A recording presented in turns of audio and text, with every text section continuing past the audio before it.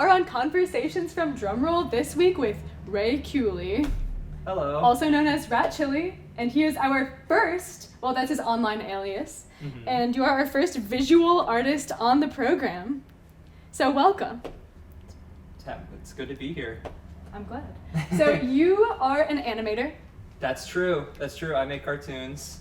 and you also have designed some posters for local music Mm-hmm. ventures. So tell us about what it is to be an animator in 2024, as well as just your kind of creative journey.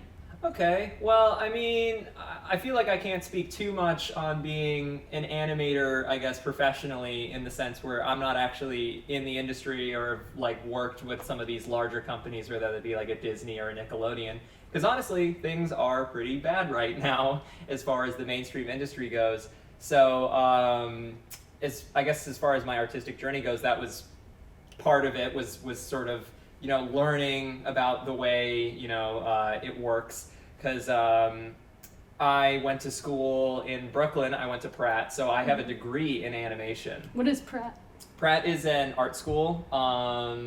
It's in Brooklyn. It's pretty cool. A lot of my best friends, coolest people I ever met were from there. I had the unfortunate experience though of having the pandemic hit the second semester of my junior year. So a lot of when the internships and stuff were supposed to start, I ended up basically being stuck inside. But as a result, the whole industry kind of shifted too. There was a lot of predatory hiring practices and stuff like that regarding just hiring people to make NFT scams and and things still aren't great now. There's a lot of really bad practices from a lot of these industries, and so I was struggling in New York. It was tough to find out how to make money in a way that was also sustainable for myself and my mental well-being and everything, especially with how expensive New York is. So I ended up moving back here, and didn't really know what to do with myself exactly because, this area, Geneseo, isn't necessarily known as you can get an animation job here or something. But, something I've learned about being an artist is that, well, if you have the skills and you can find the community, you can make things work. I reached out actually to the gallery in the Valley, specifically, Keith Walters, Joanna Walters. Those two, love them, angels. I was like, wow, they were relatively new at this point. I think they'd only been open maybe a year and a half at that point, maybe 2 years almost. And so I just hit them up and was like, hey, they do a grant, they do this gallery grant every year, so I applied to that, and then I was like, hey, even outside of the grant, I want to get connected. I want to know what's going on in the art scene and everything, because you guys are local artists. How did you make this work? How did you guys make this happen? And so they've been incredibly helpful in connecting me with a lot of the local businesses and stuff like that. So you mentioned the posters and everything. Drumroll is actually a business that I've done art for. And working with Chuck on other projects because he does the Geneseo Jam Kitchen too. So I did posters for that and everything, and I found those connections because of Keith and Joanna. So there's sort of a little insular community of small business owners and people who want to uplift each other, and that, I will say, is probably the most valuable thing that you can find in any given place. Because even though I was living in New York City, it's this is the artistic hub, there's all these studios and, you can make moves there or something. It's very depersonalized. It's very individualistic. You're basically treading water the whole time, it feels like, because no one is looking out for other people. Everyone's just kind of looking out for themselves because it's so competitive.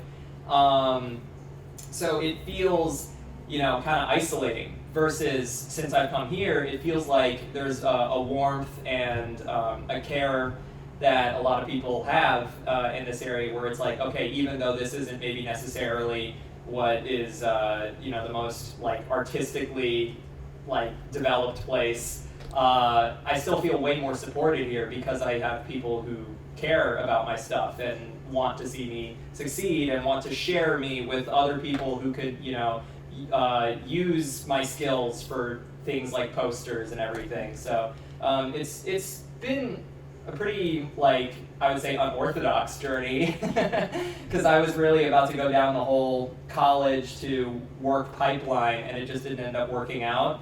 But I've been very fortunate to have the opportunity to do as much like sort of freelance and small town stuff that I've been able to do. So cool.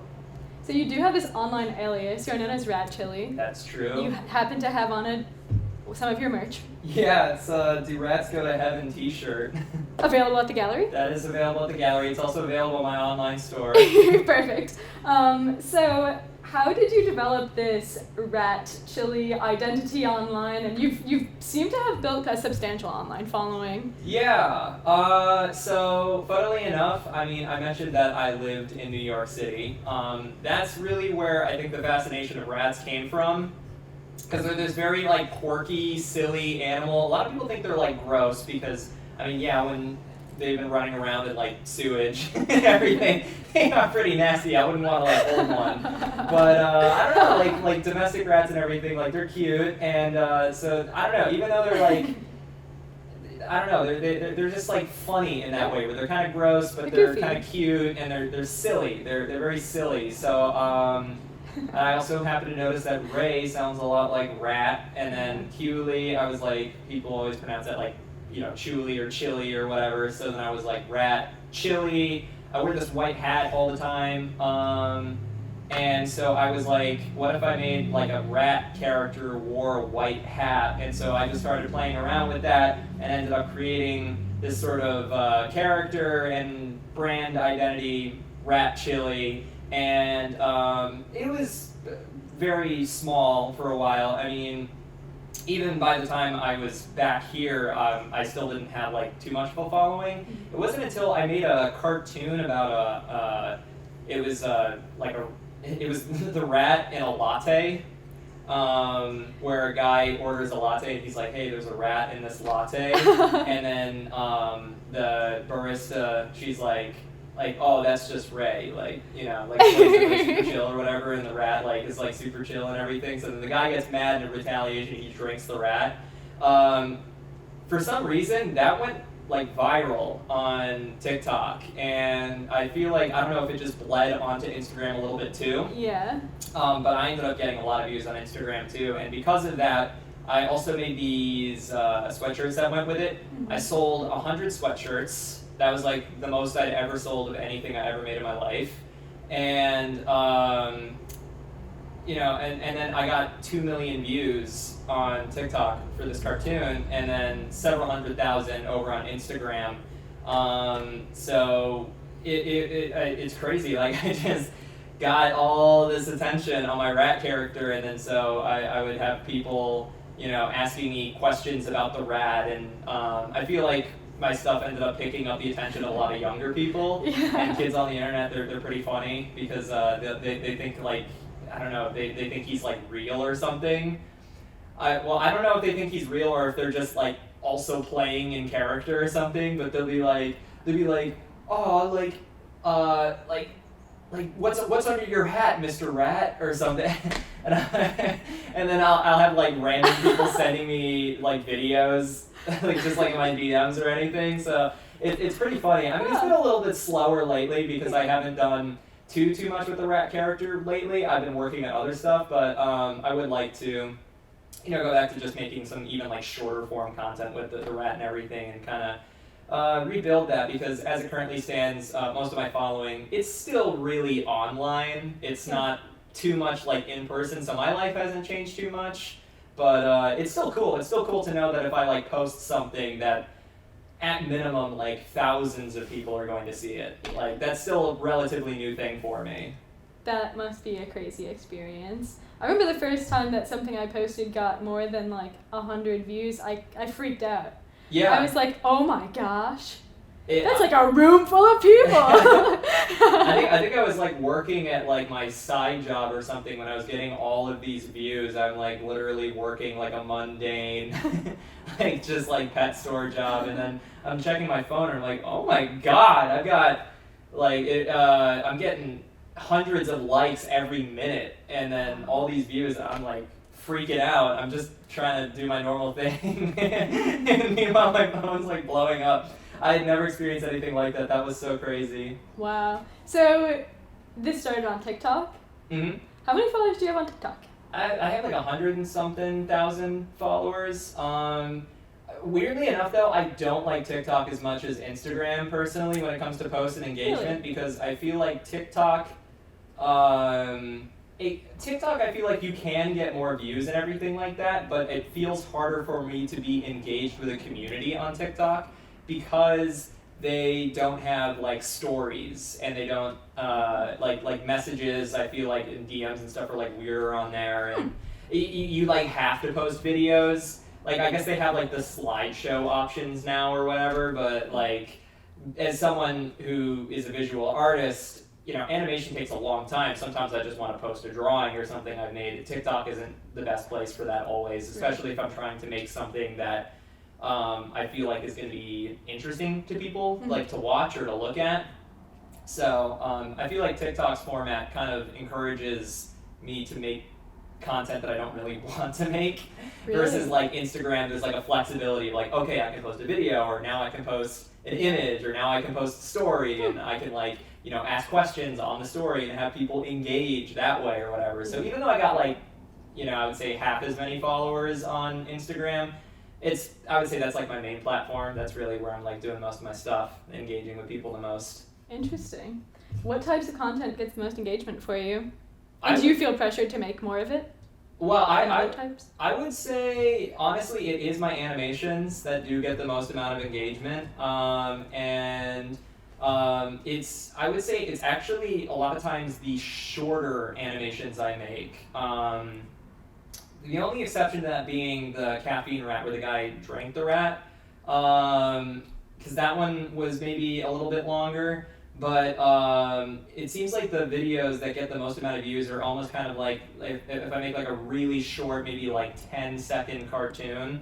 It doesn't even have to be that animated. It can be pretty minimal and simple. But if I can just like pack a joke in like a really short, quick little package, I think that people are more likely to just engage with it because it doesn't take too much time, it doesn't take too much attention, and it's easily shareable because, you know, people are more likely to share something that's really short with their friends and family, not be like, hey family, here's a 1.5-minute cartoon. Like, so I think that would be stuff that it's not necessarily just like that I feel pressured to make that kind of content in the future, but seeing that it does better and that it also requires less work from me, and then I can sort of like get that immediate sort of serotonin of like being able to like finish something quicker and have it be done and then be able to move on to the next project. Like that's I feel like that makes me feel a little bit better than sometimes like having to really like trudge through the mud to get like a big project done.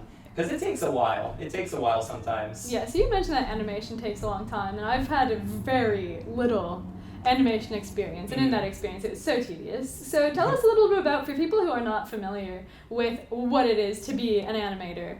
Wow. What is that like? The start to, you know, a quick version of the start to end. As far as an animation goes, so I guess to put it into perspective of why animation takes so long, animation is just a series of moving images, of course, but the standard frame rate for animation is 24 frames a second. So that means in 1 second, there are 24 drawings. A lot of times people will put these on what they call like twos, so maybe it'll be more like 12 drawings, each one that holds for 2 frames. But even then, that's still 12 drawings every like second. So if you're making something that's even 3 minutes long, you have to take like 3 minutes, how many seconds that is, and multiply it by 12. That's how many drawings. And that doesn't include backgrounds, that doesn't include you know, if you're going to do any like post-production type editing stuff, there's a lot that goes into it, and it takes a while. There's ways to try and make it quicker, but unfortunately I kind of do things in the pain in the butt way, where I like to draw every frame. So I do most of my stuff in Photoshop. A lot of it comes down to, you know, I come up with the idea, I record the audio, like the rough audio, because a lot of times there'd be dialogue, so I end up having to do the voice acting on a lot of my own stuff. And then I do what's called a storyboard, just to get sort of the basic stuff down. And then I move on to what's called the roughs, where it's like you're sort of doing the animation, but it looks kind of rough and choppy, and maybe not everything looks perfect. It's almost like a sketch, but for animation. And then you do cleanup, which is just you make it look nice, and then you do color, and then you do whatever you got to do after, whether, you know, if there's any like finishing touches you want to add and stuff. So it can take a while. How long did it take you to make your rat latte? The rat latte one, well, that one's a little bit tough because I was working on it kind of on and off, but I would say, I mean, I was working on it on and off from like November to I released it in January. So, and that was only like a 30-second cartoon. That really wasn't that long. But again, I was working on it on and off. I probably could have like focused on it more to get it done quicker. But even if I put like my full focus on it, that probably would have taken me like probably 3 straight weeks of work, because I was like fully in betweening and everything. So right, yeah, I was making it look pretty. And it does. I've seen it. It's really cool. Everyone you. Should check it out. Your art is very neat. It has a very distinctive style, and I would say that it kind of often has kind of like a cynical undertone, a little bit, and it has a very youthful style and I think audience. Mm-hmm. So where do you draw on some of these inspirations and not feel like cliche? Because I think that it's unique and fresh. I think it's cool. Well, I appreciate that. Yeah, of course. I mean, I sort of come from an early internet space personally. Like, the way I found out about animation and how people can make animations was I was on the internet, like, as a kid. Yeah. I would go online and people were making Flash cartoons. And I was like, oh my god, like some guy, like some kid in his bedroom just like made this. Like, I want to do that. And so a lot of what influenced me were the creators who came from that space. I don't know. I mean, I guess a lot of what sort of inspires me is just, yeah, mostly people from that space, and then a lot of like sort of comedy, and I like also like horror stuff, funnily enough. You wouldn't get that necessarily from like looking at how silly my stuff is, but a lot of my favorite content to consume is, you know, stuff that's kind of like dark or horror. I just find a lot of that stuff to be like very fascinating when it comes to like storytelling and aesthetically. So, I mean, at least when it comes to my visual style, the way it is right now is that I tried to sort of incorporate, like, because I have like my silly kind of cute cartoon way of drawing, but I wanted to make it more textural, sort of like some of these horror artists I know. I don't know if you've heard of Salad Fingers. Yes. Okay, so that was created by a dude named David Firth. He's got an amazing portfolio of works. And he talks about like how he incorporated texture and everything. So I kind of came to like that visual conclusion during my whole thesis process in college, when I wanted to sort of blend the silly with the grotesque a little bit there. Mm-hmm. And my stuff has actually gotten more silly and less grotesque as time has gone on. Okay. I think it's more appealing to general audiences that way, and I also just find myself enjoying making that kind of work more. Because I do like when you're like working on something and you play it back and then you're like, you laugh because you're like, all right, like this looks so silly or stupid. Yeah. So the rat character is so endearing. It has big eyes. It's like it's a little guy. I had to make him cute because he's a rat. Otherwise people would think he's, you know, disgusting. Because like I said, rats are kind of cute. They're kind of gross. They kind of straddle the line. But I think that's kind of what makes him like a good representative character, where it's like he can be cute when I need him to be. He can be kind of gross when I need him to be. He's very versatile in that way. And he's always endearing. Yeah. I like to think of his character as that he's very like naive, he's very like innocent, but because he's also like a squash and stretch kind of cartoon guy, like you can't really hurt him because one of the other things I think about rats is that they're really resilient. So my idea is like, okay, well he gets himself into like horrible predicaments and stuff like that, but then he like leaves from them sort of unbothered, or like, you know, like bad stuff will happen to him, but then he just doesn't even care.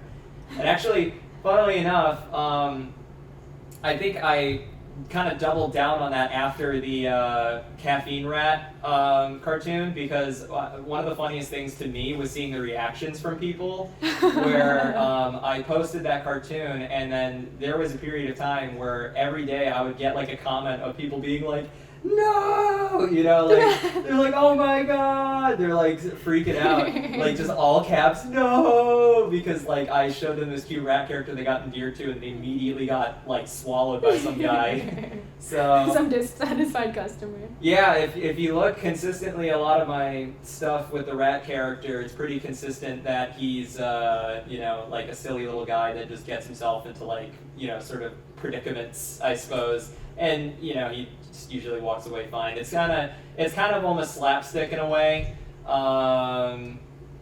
Yeah, I would say a lot of that inspiration just kind of comes from the early internet, those sort of like Newgrounds days, those and even just like a lot of like Adult Swim, or even like sometimes just like modern humor stuff. It's almost weird to credit that as like inspiration, but sometimes you just like, I don't know, you go on TikTok or you go on Instagram and you see a funny video, and then you're like, I don't know, like sometimes that kind of just like humor, because there's a lot of absurdism that kind of comes from there, like a lot of like very like absurd, just out of the box kind of jokes you've never even heard before, very short format, where it's like, oh, this is like a very simple, quick, effective joke. So sometimes I kind of like look at stuff like that and it'll make me laugh, and then I'm thinking about stuff like that, and then I'm like, oh, I should make a cartoon like this. So that's usually kind of how it goes. Cool. And not all of your art is animated cartoons. You also do static animation or illustration or whatever you would call it. So what has kind of drawn you towards that? You have other things that you illustrate other than just the rat. Yes. You have a slew of like fun, whimsical characters. I don't know if they're all characters. I've noticed motifs in your art, including like a flower and like pizza. Yes. Other things that are coming to mind, I can't think of the other stuff in my head. I have a sticker on my amplifier, I think it has a little flower guy. I don't know. You have a cat?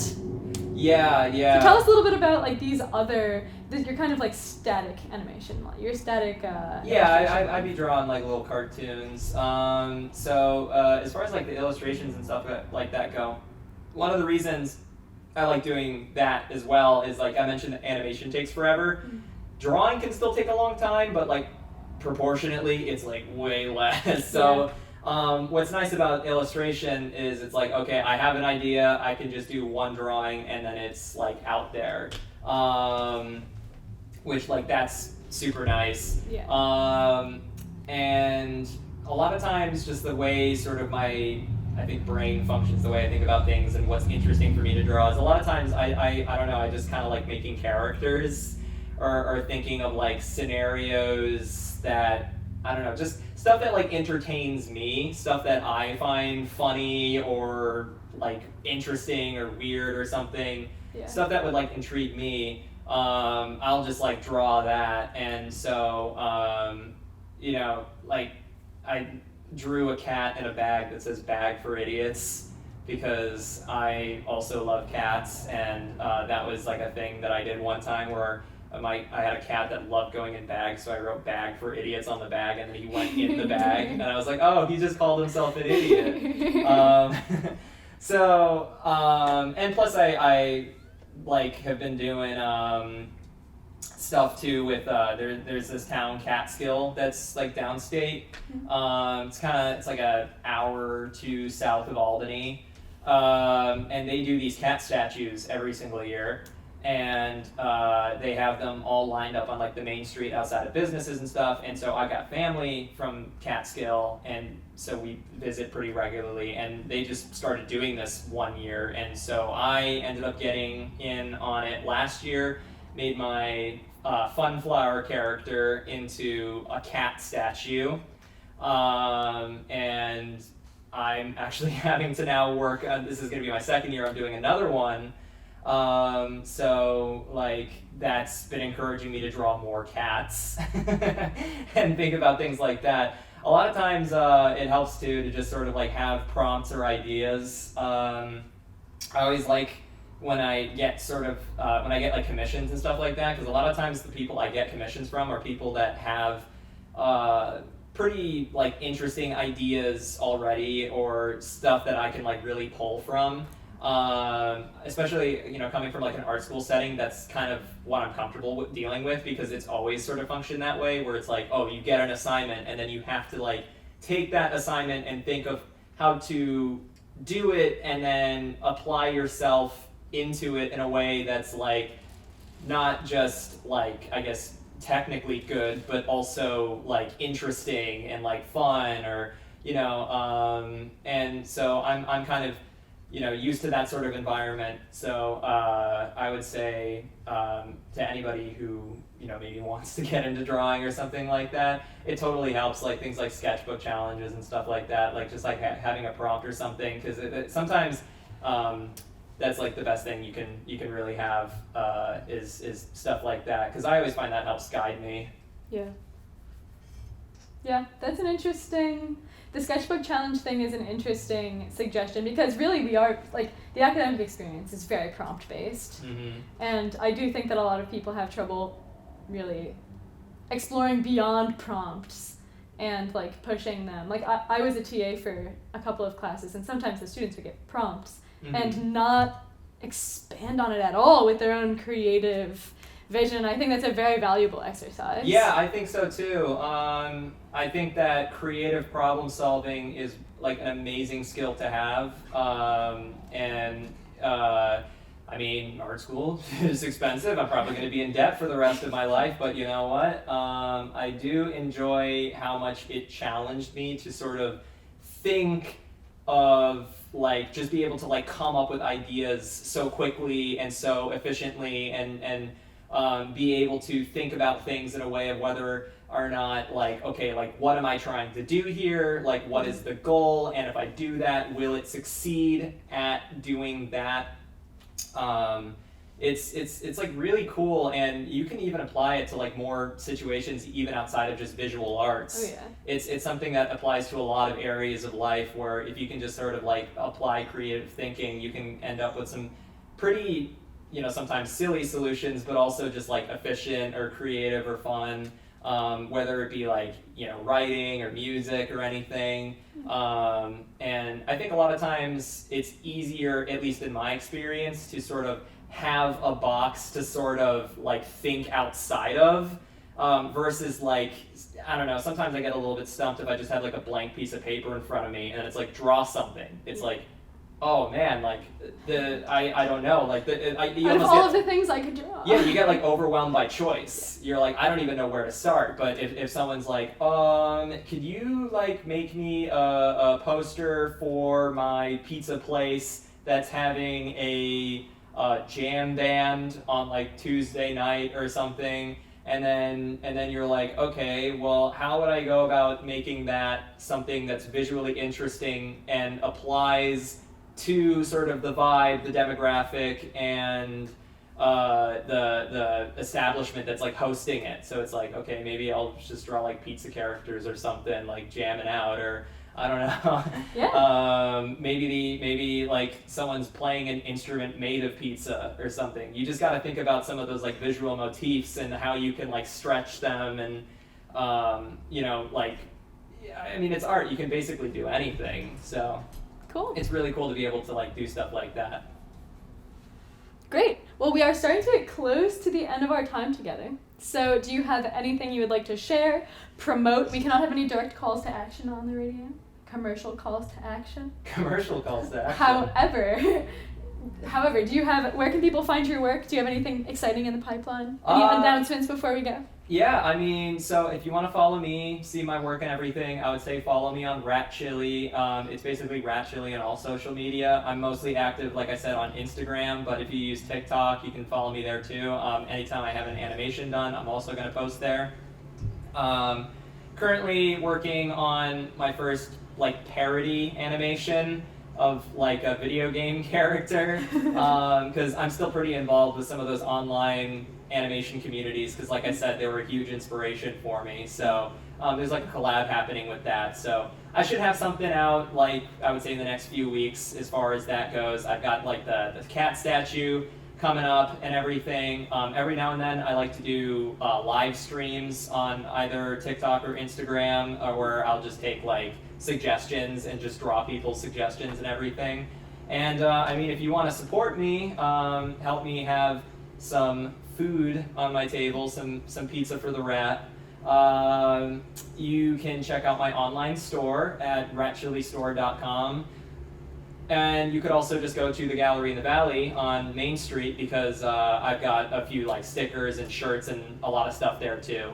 And I mean, if you do it there, you also support that business too, and love those guys. So yeah, there will be some Sarah DeVito prints on their postcard rack soon. That's very true. exciting. Yeah, you'll be featured too. Yeah. So Yeah. everyone should check out the Gallery in the Valley. Anyway. Yeah. Perfect. Well, thank you so much, Ray. It's been a pleasure having you on the show today. Thank you. And it's been Ray Chiulli on Conversations from Drumroll.